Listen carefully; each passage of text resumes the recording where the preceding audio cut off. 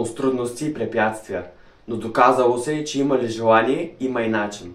5 години, щастие и сбъднати мечти.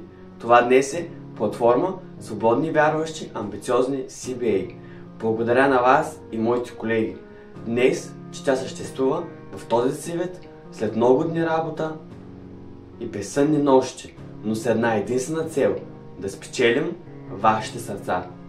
Днес за мен е момент, в който се връщам назад, за да си спомня за всички моменти, прекарани в CBA, за израстването ми от неопитен водещ до човек, който ще успее да надмине своите очаквания.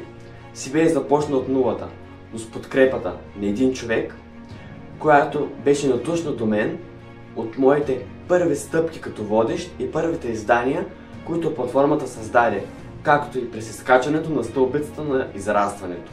Уважаеми зрители, скъпи приятели, CBA никога не е била само единствено Мариан Карацанов. Затова се надявам в най-скоро време се появи момента, в който ще дойде този свободен, вярващ и амбициозен човек, който ще продължи моята мисия да образова и да забавлява вас.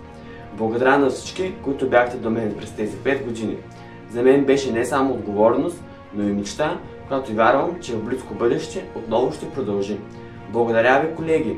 До нови срещи, скъпи зрители, с платформа Свободни, вярващи, амбициозни CBA.